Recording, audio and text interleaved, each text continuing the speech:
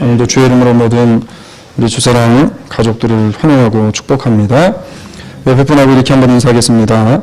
바른 목적을 향해 갑시다. 이렇게.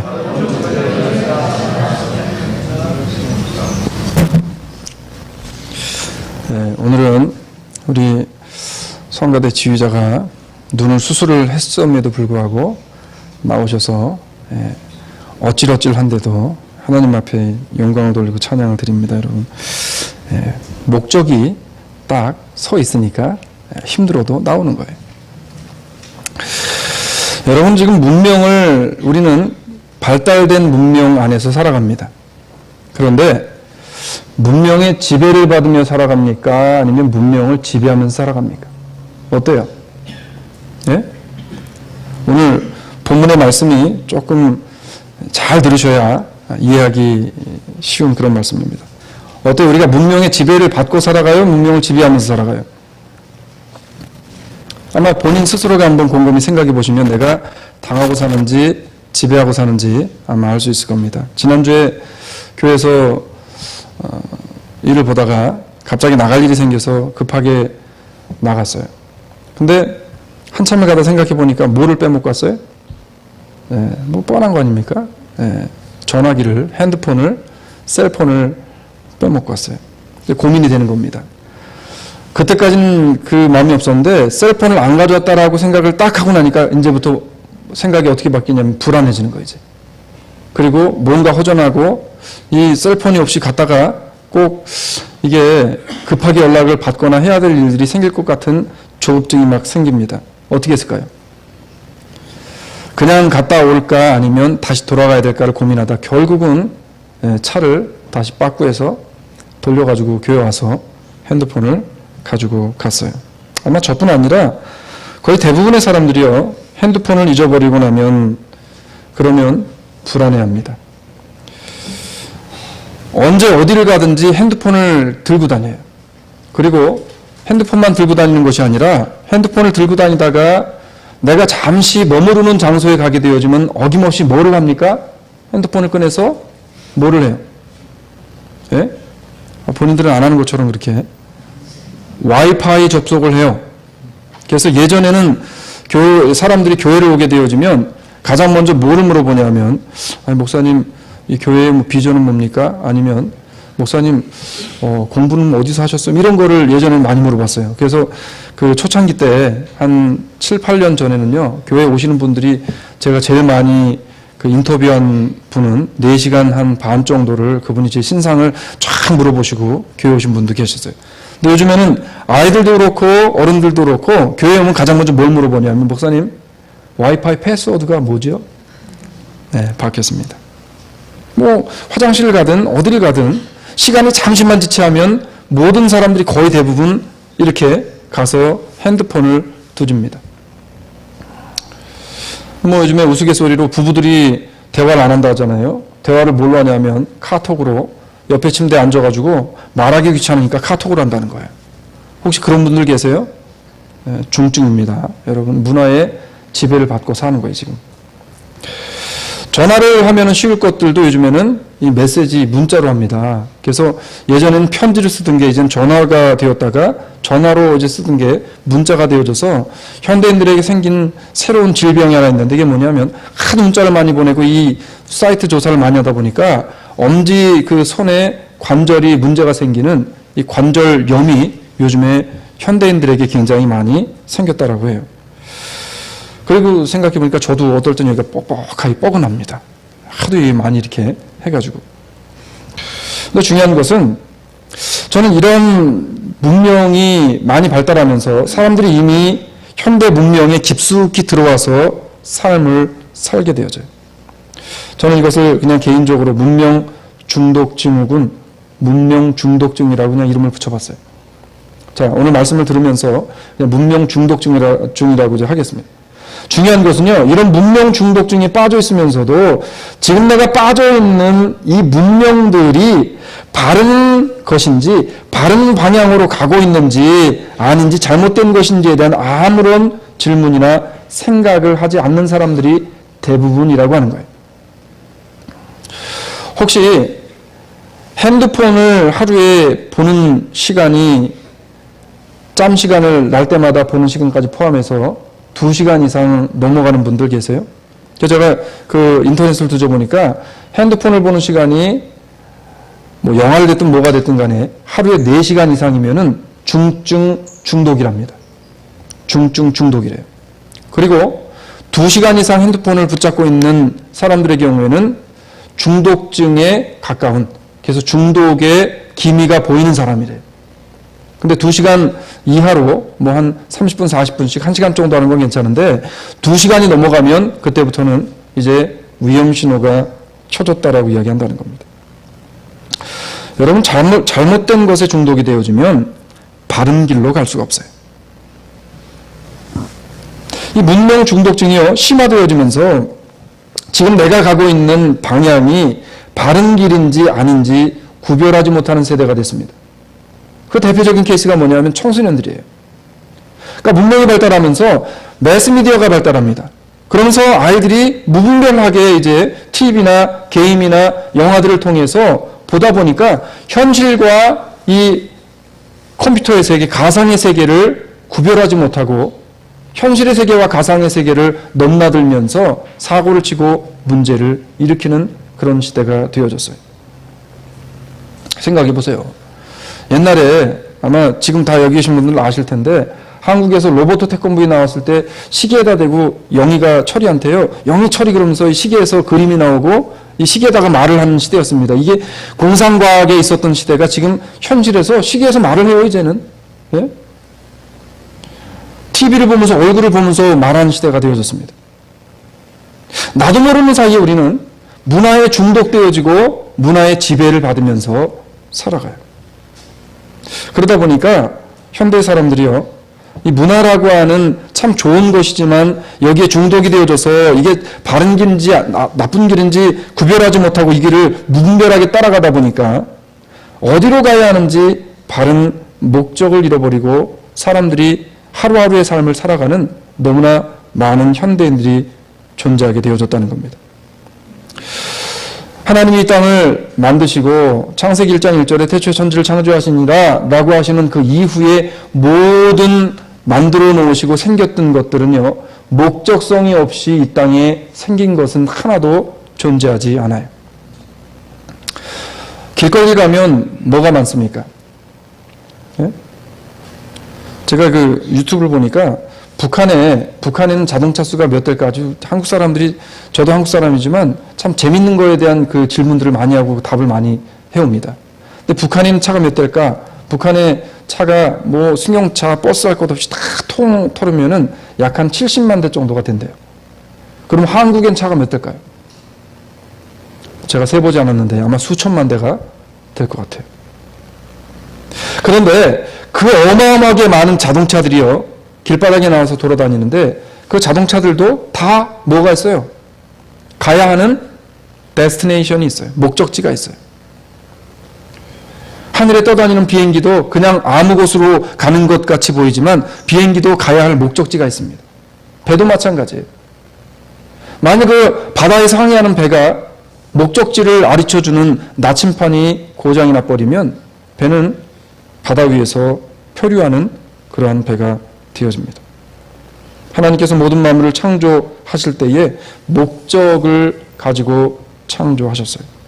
마찬가지로 우리 사람들이 이 세상을 살아가면서 무엇의 목적을 두고 살아가느냐가 너무나 중요하다는 겁니다. 내가 이미 나서 이 고생을 하면서 사는 이유와 목적이 무엇의 기초를 두고 살아가느냐에 따라서 폭력과 타락과 음란의 문화를 따라가기도 하고요, 반대로 아름답고 복된 세상을, 가정을, 교회를 만들어가면서 살아가기도 합니다. 무엇의 목적을 두고 살아가느냐에 따라서 이것이 틀려진다는 겁니다. 특히나 우리 믿음의 사람들에게 있어서 바른 목적을 가지고 살아간다는 것은 대단히 축복인데, 오늘 말씀은 그것이 얼마나 큰 축복인가를 우리에게 말씀해주고, 우리는 말씀을 통해서 믿음의 선한 목적을 가지고 정말 우리가 가지고 살아야 할 바른 목적을 가지고 살아간다면 이것보다 더 큰 은혜와 축복이 없음을 믿고, 오늘 말씀을 통해 다시 한번 내 스스로가 바른 삶의 목적을 되찾는 복된 시간이 되어지기를 주의 이름으로 축원합니다. 오늘 본문 9절을 보게 되어지면 9절 초반부에 이렇게 나옵니다. 대저 생명의 원천이 누구에게 있어요? 주께, 하나님께 있대요. 그런데 여기에 보면 생명이라고 하는 히브리어 하임이라는 단어를 우리가 찾아보면 단어의 뜻이요, 살아있는 것, 영생하는 것, 그 다음에 건강한 것, 생명력 있는 것, 이렇게 나옵니다. 종합적으로 이것을 말하면 어떤 게 풀이가 되어지냐면 행복하고 아름다운 삶, 하나님 우리에게 생명을 주셨을 때에 그 생명은 어떤 삶을 살아가라고 주셨냐면 행복하고 아름다운 삶을 만들어가며 살아라 라고 우리에게 생명을 허락해 주셨다는 거예요. 다윗은 본문을 통해서 자신의 행복과 성공적인 삶의 원천을 자신 스스로에게 두지 않고 살아가는 것을 보게 되어집니다. 여러분, 사람들이 이민을 올 때 분명한 목적과 뜻을 가지고 왔어요. 대부분의 한국 1세 부모님들이 이민 올 때 왜 옵니까? 예? 왜 와요? 자녀들 교육 때문에 오는 거 아니에요? 교육 때문에? 그리고 이민의 삶을 살아가면서 그렇게 막 애를 써서 돈을 벌고 하는 이유가 뭐예요? 우리 자녀들이 나 같은 삶을 살지 않고 나보다 좀 나은 삶을 살게 하겠다라는 그 생각 때문에 우린 이민을 와서 그 고생을 하면서 살아갑니다. 그런데 이제 막상 와서 살다 보면 교육이나 아이들에 대한 이런 것들은 온데간데 없어지고요. 내가 세워놓았던 정말 믿음의 목적과 목표가 사라지고, 그리고 이민의 성공이라는 덫에 걸려서 돈 버는 일에 거의 모든 힘과 시간과 노력을 쏟아붓다가 이제 어느 정도 물질과 성공이라는 세상의 가치를 가지게 되어지고 이민의 목적을 다시 한번 생각할 때가 되어집니다. 근데 문제는 뭐냐? 이미 자녀들은 다 커버리고요. 내가 가장 소중하게 그 기간 동안에 지켜야 했던 그 것들은 이미 지킬 수 없는 상황에 빠지고 난 이후에 후회하는 경우가 참 많이 있다는 거예요. 제가 요즘에 제레미랑 좀 놀아주려고 조금 요만큼 제가 노력을 합니다. 근데 2년 전까지만 해도 이 아이가 저한테 막 바지에 매달리고 다리에 매달리고 막 올라타고 막 그랬어요. 그때는 야, 아빠 피곤하니까 좀 다음에 놀자, 아니면 아빠 피곤하니까 동생이랑 놀아, 아니면 아빠 피곤하니까 너 혼자 가 놀아, 이랬어요. 요즘에 이제 점점 시간이 지나면서 내가 조금 한번 좀 놀아줘야 되지 않을까 싶었더니 이제는 얘가 저랑 안 놀아줘요. 이제 주디가 저한테 그렇게 달라붙습니다. 이제 그런 생각이 들어요. 아, 내가 그때를 놓쳤구나. 처음에는 주디가 달라들고 막 매달리면 여러분 어때요? 이 개가 매달리면은 이게 뭐 보통 아니잖아요. 네? 근데 제가 놔둡니다. 힘들어도. 왜냐하면 어차피 2년 있다 안 매달릴 거니까. 좀 후회가 되는 거예요. 큰애에 대해서. 우리가 이런 후회를 하면서 우리 삶의 목적이 어디에 맞춰져 있는가를, 이 삶의 목적을 제대로 맞추지 않으면 이런 후회를 결과적으로 후회 가서 하게 되어진다는 겁니다. 내가 조금만 더 벌고 조금만 더 하고 하나님의 일을 하고 조금만 더 하고 하나님 앞에 나와서 하나님의 뜻대로 삶을 살겠습니다. 그러다가 어느 순간에 갑자기 세상을 떠나게 되어지면 그건 누가 책임지겠냐는 거예요. 한 달 전에 제 성경부 시간에 말씀드렸는데 제가 잘 알고 지내던 분을 아시에서 만났어요. 그래서 가족들 잘 계시죠? 그랬더니 목사님 모르셨군요. 남편이 심장마비로 몇 년 전에 돌아갔다는 거예요. 제가 볼 때마다 그분에게도 그랬습니다. 교회 나가세요. 예수 믿으셔야 돼요. 그때마다 제가 나중에 조금 더 여유가 되면, 시간이 되면 나가겠습니다. 그러다가 결국에는 하나님 앞에 나올 시간을 놓치고 말았다는 거예요. 하나님에 대한 바른 목적을 세우고 살아갈 수 있는 시간을 우리에게 허락해 주셨을 때 우리가 하나님을 바로 바라보고, 그리고 하나님을 우리의 삶의 원천으로 다시금 회복시키는 그런 삶을 살아가야 되지 않겠냐라고 하는 겁니다. 바라기는 지금부터라도 남은 생애를요, 말씀을 통해서 나의 행복한 삶의 원천, 삶의 기초를 어디에 두고 살아야 할지를 오늘 말씀을 통해 다시 한번 확실히 붙잡는 우리 주사랑 장로교회 성도들이 되어지기를 주의 이름으로 축원합니다. 한마디로 내 자신의 이익의 목적을 두고 세상을 살아가는 사람과 반대로 하나님의 영광을 위해서 살아가는 그러한 우리 주사랑 장로교회의 바른 목적을 세우고 가는 모든 성도들이 되어지기를 원합니다. 그러면 성도의 삶의 기초를 바르게 정하고 세상을 살아가기 위해서 우리가 무엇부터 해야 되냐는 거예요. 첫 번째는요, 삶의 목적을 바꾸라는 겁니다. 내 삶의 원천을 바로 세우라는 거예요. 세상의 사람들은 내 자신 스스로에게 삶의 원천을 두고 찾고 살아갑니다. 그러다 보니까 보편적으로 내가 인생의 주축이 되어지고 내가 주인공이 되어지고 내가 주인이 되어지고 내 스스로가 삶의 원천이 되어지다 보니까 악한 길이라 할지라도 내가 만족스럽고 나를 만족하게 하는 일들에 대해서는 이거 가리지 않고 하게 되어져요. 성경은 하나님을 자신의 삶의 원천으로 생각하지 않고 잘못된 삶의 목적을 가지게 되어지면 어떤 현상이 나타난다라고 이야기하냐면 오늘 본문 1절과 4절로 이런 현상들이 나타난다고 합니다. 우리 1절부터 한 절씩 읽어가면서 우리 한번 보도록 하겠습니다. 우리 시편 36편 1절입니다. 함께 읽습니다. 시작.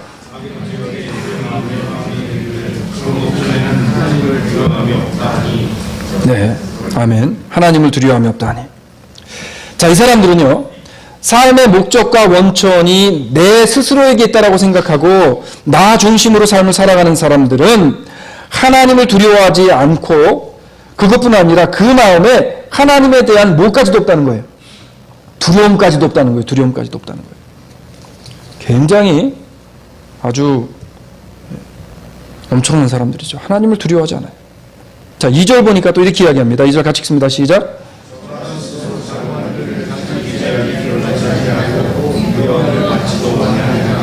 아멘.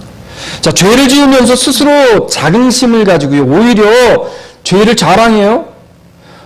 뭐라고 말하냐면 내가 짓는 이 죄악이 드러나지도 않을 것이고 사람들이 이 죄악 때문에 나에게 어떠한 바른 소리도 하지 않을 거라는 거예요.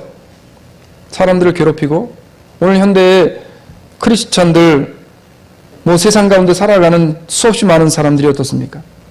뭐 미국은 그래도 이런 것들이 모르겠어요. 덜한 것 같은데 한국은 너무나 많은 사람들이요. 어떻게 이야기하냐면 남편이 있고 아내가 있어도 애인이 있어야지 바보가 아니라는 거죠. 당연한 거라는 거예요. 이거 죄악시 생각하지 않는다는 거예요. 오히려 그러지 못하는 사람들을 비웃는다는 거예요. 바보라고. 이제 그런 시대가 되어져 버렸어요. 이런 시대로 끝나는 것이 아니라 이게 점점점 악해지는데 3절에 가서 보니까 이렇게 이야기합니다. 3절에 같이 읽을게요. 시작. 아멘.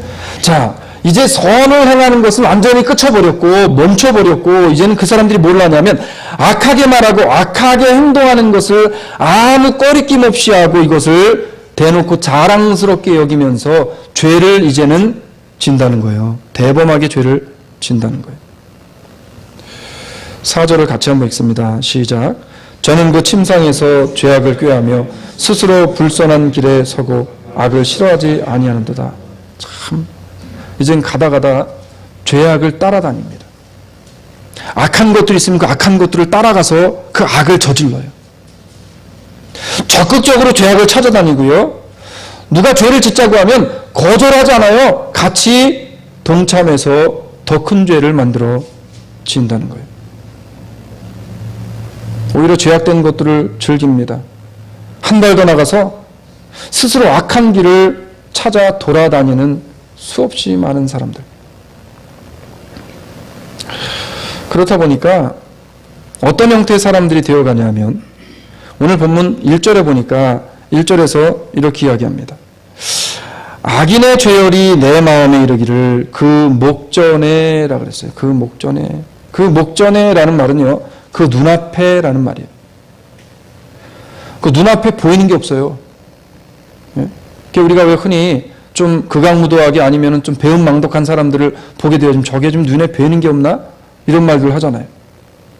근데 요즘에 어때요, 여러분? 이민사회를 살아가면서, 세상을 살아가면서 이런 분들 많이 보시잖아요. 눈에 뵈는 게 없는 분들. 다른 사람은 전혀 고려하지 않고요. 어떤 사람이 되냐면 아나무인격의 사람이 되어져요. 그런 태도로 세상을 살아가게 되어집니다. 그런데 너무나 안타까운 현실은 예수 믿는 사람들을 성도라고 이야기해요. 그런데 성도는 뜻이 뭐라고 이야기했습니까? 거룩히 구별되어진 백성이에요.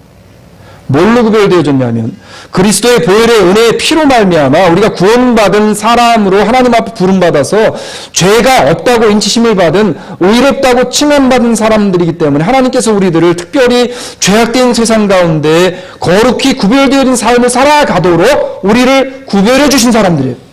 이 사람들은 어떻게 삶을 살아가야 되냐면 내가 죄악된 속으로 산다 할지라도 죄악된 것을 본다 할지라도 그 죄악을 따라가지 않으려고 최소한 발버둥은 쳐야만 하는 사람들이 우리들인데 문제는 뭐냐면 요즘 아나무인격인 기독교인들이 얼마나 많이 있냐는 거예요. 오늘 다윗이 지금 그 이야기하는 겁니다.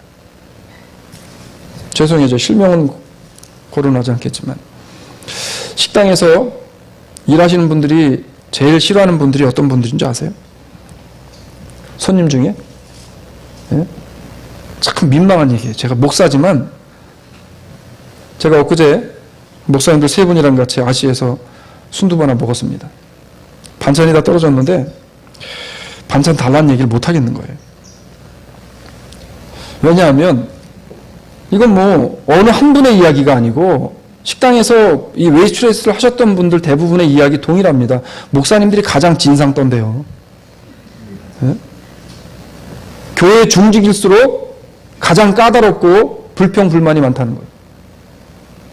여러분 이것은 다른 사람이 아니라 저를 비롯해서 회개하고 저를 비롯해서 좀 우리가 세상 가운데 나가서 그리스도인으로 기독교인으로서 아나무인의 그러한 삶을 살아가지 말아야 된다는 겁니다. 그런데 우리 속에 바른 목적지가 정해지지 아니하고 내 삶의 원동력이 내 스스로에게 맞춰져 있고 나 중심적으로 삶을 살아가다 보면 다른 사람들 보이지 않는 거예요.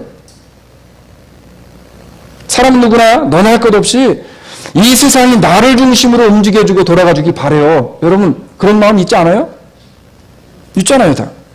나에게 포커스 해주길 바라고 나를 사람들이 봐주길 바라고 내 의견이 수렴되어지길 바라는 거 이거 당연한 거예요. 그런데 우리 예수 믿는 사람들은 이런 삶에서 내 스스로가 빠져 나오려고 노력 좀은 해야 되지 않겠냐는 겁니다. 현대는 특히나 이것이 더욱더 심화되어져서 이러한 세상의 풍습들이 세상의 문명들이 발달함과 더불어서 교회는 점점 발전하고 아름다워지고 화려해지지만 교회 역시도 연합은 말뿐이고요. 어때요 요즘에? 교회가 연합 집회 같은 거 하면 연합이 됩니까? 연합 안 돼요. 연합 원하지도 않아요 요즘엔.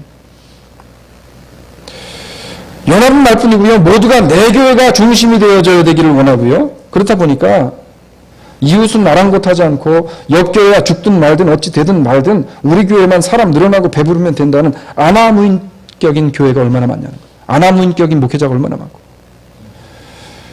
우리가 오늘 하나님의 말씀을 통해서 본문을 통해서 이러한 내 스스로의 마음속에 아나무인격의 그러한 혹시라도 마음가짐이 있었다. 우리 교회에 이런 부분이 있었다면 오늘 하나님의 말씀이 모든 것들을 완전히 깨 없애져 버리는 그런 복된 시간이 되어지기를 주의 이름으로 축원합니다.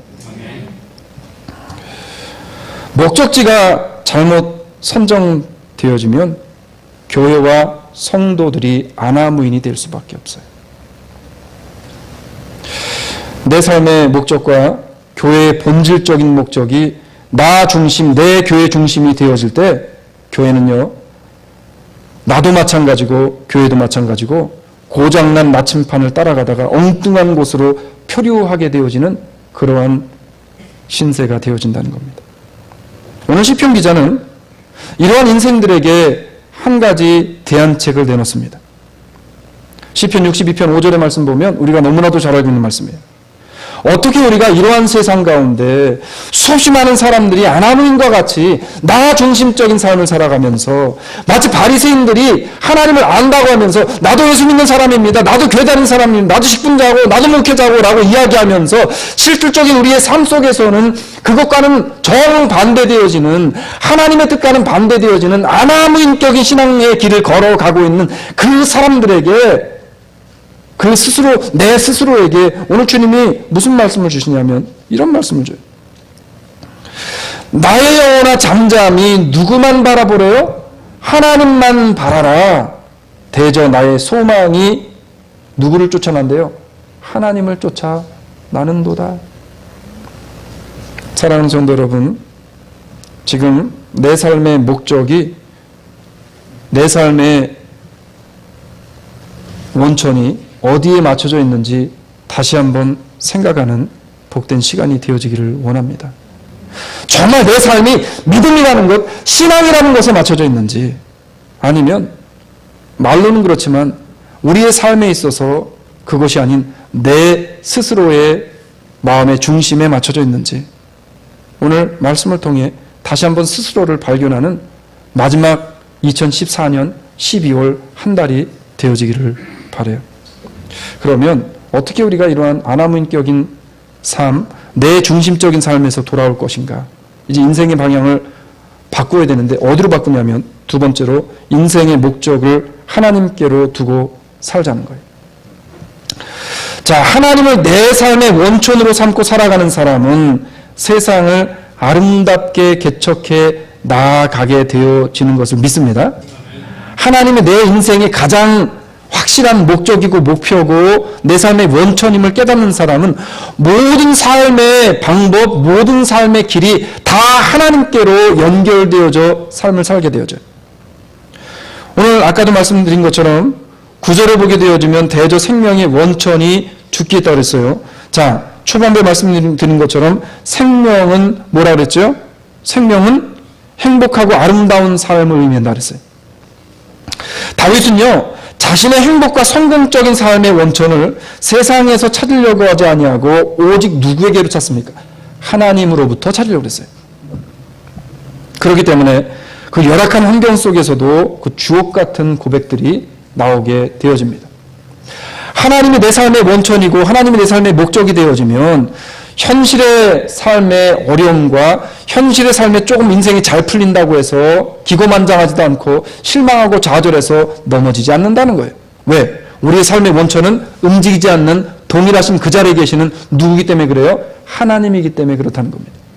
그래서 나의 삶의 목적을 하나님이라고 하는 그 하나님에게 맞춰주고 사는 사람들은 요동함이 잘 없다는 거예요. 요동함이 없다는 거예요. 잠언서 14장 27절에서 우리에게 이렇게 이야기합니다.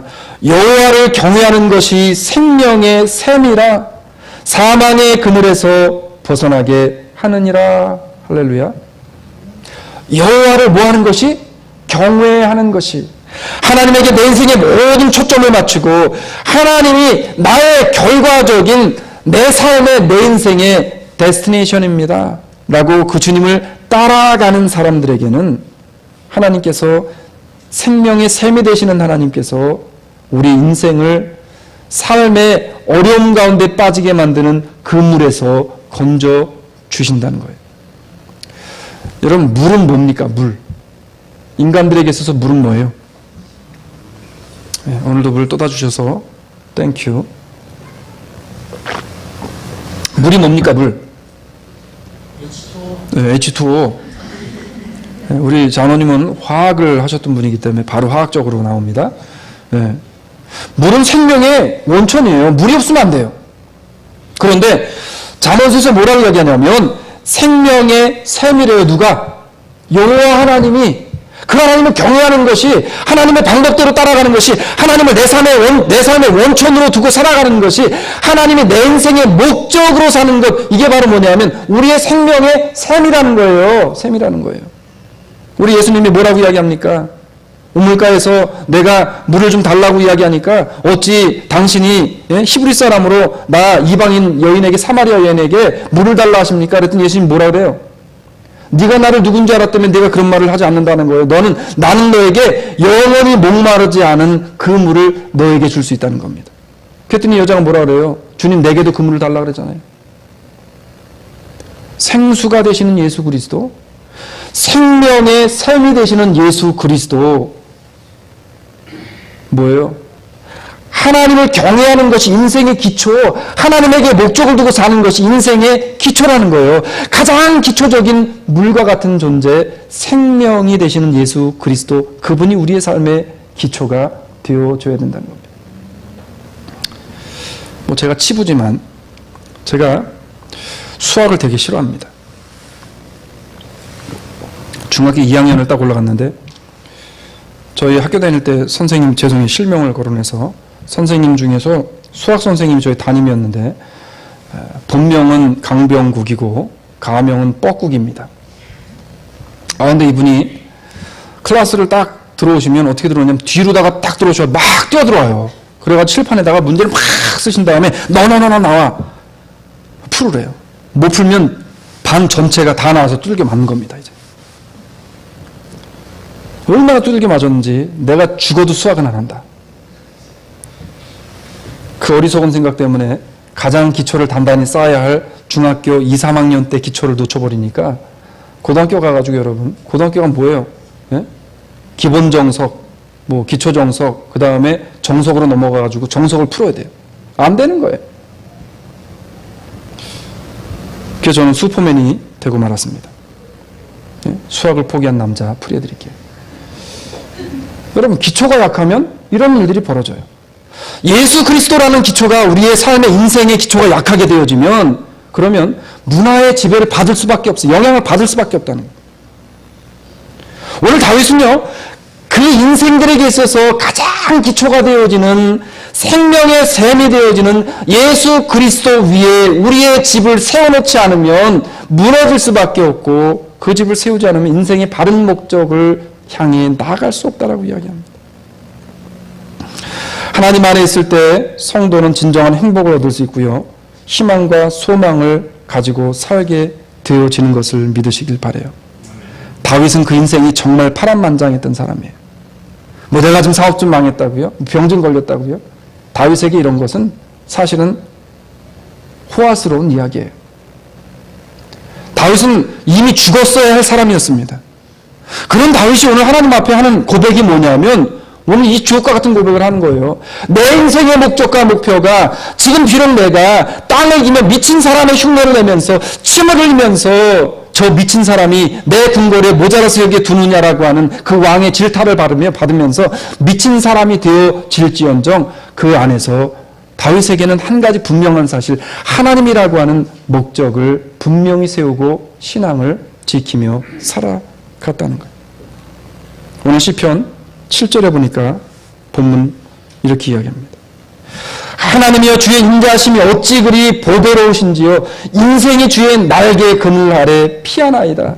이거는 그냥 우리가 시적으로 아름답게 참 아름답다 인생이 하나님의 그늘 아래 피합니다 이렇게 그냥 우리가 넘어갈 수 있는 게 아니라 다윗은요 지금 그 마음에 인생이 고달픔으로 인생이 하나님 앞에 하는 내용이 뭐냐면 하나님 내가 피할 곳이 결국은 어디밖에 없다는 거예요. 하나님의 날개 그늘 아래밖에 없기 때문에 하나님 나는 지금 하나님의 그늘 날개 아래 피해서 내가 하나님을 바라보면서 하나님의 위로 그 위로만 내가 바라봅니다. 얼마나 우리 인간적으로 보면 참 불쌍한 일입니까? 그런데 오늘 다윗은 하나님의 그늘 아래 피한대요. 인생의 여러 가지 문제 때문에 고민하고 고통받는 분들이 있습니다. 이번 2014년 12월 딱 3주 남았어요. 하나님, 내 삶의 목적과 목표가 원천이 나에게 맞춰져 있었다면 이거 내가 이번 한 달 동안 틀기어납니다. 이제 하나님에게 이것을 맞춰서 새롭게 시작된 2015년을 준비하기 원합니다라는 마음의 소원을 가지고 이번 한 달을 보내는 우리 주사랑 성도들 되어지기를 주의 이름으로 축원합니다. 말씀을 맺으려고 그래요. 내 인생의 삶의 터전을 어디에 세울 것인가에 대한 결정은 고 목사가 하는 거 아니에요. 여러분 스스로가 하는 겁니다. 척박한 땅에 인생을 세워서 사막 위의 나무처럼 목말라하며 살아가든지 아니면 물이 풍부한 시냇가에 심겨진 나무처럼 아무리 극심한 가뭄이 와도 염려 근심 없이 늘 푸르게 열매 맺는 인생으로 살아갈 것인지에 대한 결정은 내 스스로가 내리는 거예요. 우리는 핸드폰을 잊어버리면 불안해하고 다시 돌아가서 찾아올 줄을 압니다. 그런데 정작 우리들의 초심이, 아까 우리 장로님도 기도하셨는데 목사님이 초심을 잃지 않게 해달라. 너무 중요한 거예요. 여러분, 이번 2015년 새로 시작되어지는 2015년에는 특별히 저를 위해 기도해 주실 때 정말 제가 하나님을 바라보는 초심을 잃지 않고 이 길을 걸어갈 수 있도록 위해 장로님뿐 아니라 저를 위해 정말 많이 기도해 주셔야 됩니다. 그래야 엉뚱한 짓 안 하고, 그래야 아나무인격 그런 목사가 되지 않는 거예요. 초심이 하나님이 아닌 세상에 맞추어져서 성도들의 삶에 바른 원천이 되신 하나님을 잃어버리고도 그렇게 살면서도 아무런 답답함을 느끼지 않고 그것을 찾으려 하지 않는 현대 성도들의 모습을 보면 얼마나 안타깝냐는 거예요. 우리도 오늘 다윗처럼 내 삶의 원천을 주님 앞에 다시금 두고 새롭게 시작되어지는 한 주를 하나님의 말씀을 붙잡고 살아가게 되어질 때 오늘 주님이 우리에게 무슨 약속을 해주시냐면 마지막으로 8절과 9절 말씀 읽으면서 말씀을 마무리하려고 합니다. 8절과 9절입니다. 함께 읽습니다. 시작.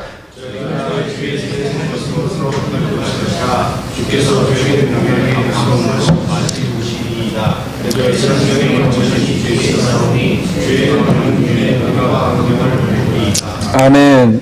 자, 하나님에게 내 삶의 원천을 두고 사는 성도들에게 하나님은 어떠한 은혜의 약속을 하시냐면 살찐 것으로 풍족하게 하실 줄로 믿습니다.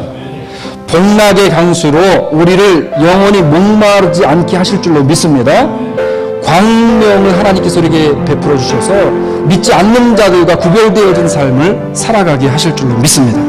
그런데 우리가 언제까지 하나님에게 우리의 시선을 집중시키고 살아가겠냐면 주님 오시는 그날까지. 우리 오늘 시간에 말씀을 생각하면서 찬양하게 합니다. 주님 다시 오실 때까지 나는 하나님, 세상 사람들이 뭐라 할지라도 죄악을 함께 죄를 짓자고 나를 유혹한다 할지라도 내가 주님 다시 오시는 그날까지 좁은 길 좁은 문이라 할지라도 하나님을 내 중심의 원천으로 삼고 살아가겠습니다라는 마음의 고백을 가진 시간에 찬양하며 나아가기 원합니다. 네, 찬양합니다. 주님 다시 오실 때까지 나는 이 길을 가리라. 주님 다시 오실 때까지, 주님 다시 오실 때까지 나는 이 길을 가리라. 좁은 문, 좁은 길 나의 십자가 지고 나의 십자가 지고. 다시 한번 고백합시다. 주님 다시 오실 때까지, 주님 다시 오실 때까지 나는 이 길을 가리라. 하나님, 이 길이 좁다 할지라도, 하나님 이 길이 어렵다 할지라도 주님 오시는 그날까지 십자가 바라보며 하나님의 복된 길을 걸어가겠습니다라는 고백으로 이 시간 찬양하려 합니다. 나의 가는 이 길 끝에서, 나의 가는 이 길 끝에서 나는 주님으로 나의 영광 주님 나를 맞아주신 주님을 찬양합니다. 나를 맞아주신 우리 이렇게 고백합시다. 주님 다시 오실 때까지, 주님 다시 오실 때까지 나는 일어나 달려가리라. 주의 영광을 덮을 때 나는 일어나 노래하리. 내 사모함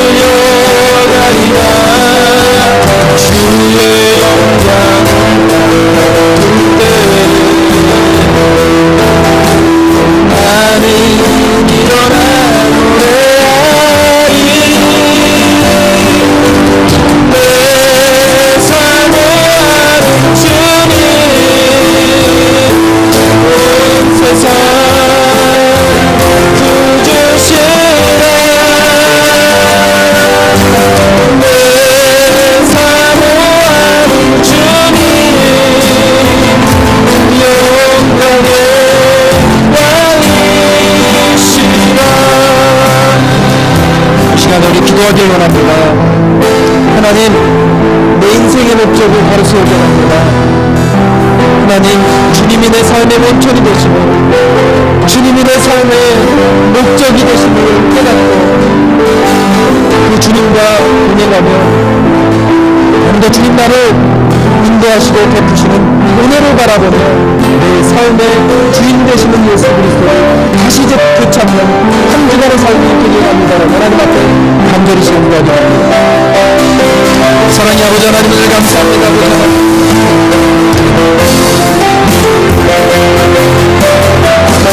아버지 내 삶의 주인이 내 삶의 목적이 되시는 아버지 하나님 주시옵소서. 너무나 이 땅 가운데 아버지 하나님 정말로 아버지 영적으로 신앙적으로 아버지 하나님의 아버지 사람들이 많은 이 시대에 우리가 주님을 바라보며 하나님 때문에 하나님과 주님이 우리 삶의 인생의 목적이 되어져서 하나님 우리가 예수 믿는 자로서의 바른 삶을 살아가게 하여 주시옵소서. 바른 것을 바라보게 하여 주시옵소서. 아버지 하나님 주님만이 하십시옵소서. 하나님만이 하십시옵소서. 주여 가운데 하나님 이러한 싸움을 하나님 살아가게 하여 주시옵소서. 인생의 목적을 바른 곳에 우리 살아가는 주여 간절히 바라옵나오니 아버지의 우리 하나님의 그 신실함과 신령한 은혜를 받고 주시옵소서. 아버지 하나님 말씀이 아버지 하나님 하나님의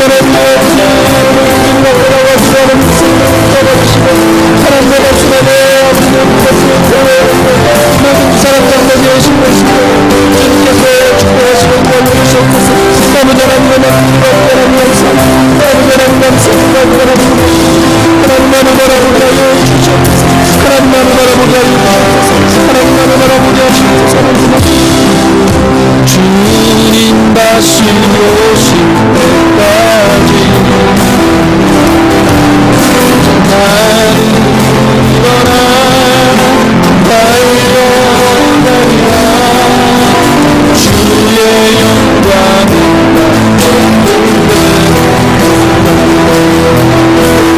나는 일어나 노래하리. 다같이 일어나셔서 같이 찬양합니다. 내 사모하는 주님 온 세상 누르시라. 내 사모하는 주님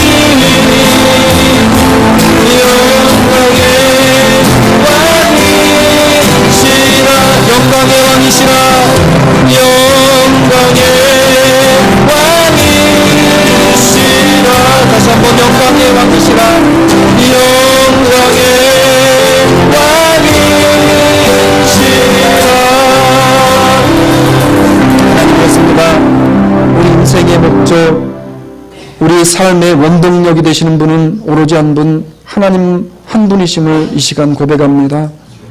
하나님, 내가 사모하는 것은 세상의 물질도 명예도 권세도 아닌 영광의 왕 되시는 하나님이심을 이 시간 말씀을 통해 회복하며 찬양을 통해 고백했사오니 남은 2014년, 2015년을 준비하며 영광의 왕 되시는 하나님 앞에 우리 인생의 목적을 다시금 두고 한 해를 마무리하며 시작하는 복된 하나님의 백성들 되게 하여 주시옵소서. 지금은 우리 구주 예수 그리스도의 은혜와 극진하신 아버지 하나님의 사랑하심과 성령님 위로 교통 역사 충만하심이 주의 말씀 붙잡고 내 인생의 원천이 하나님 한 분이심을 고백하며 삶으로 이것을 실천하며 살아가기로 작정하며 세상에 나가는 모든 주사랑 장로 교회 성도들 머리 위에 지금으로부터 영원토록 함께 있을지어다. 아멘. 감사합니다.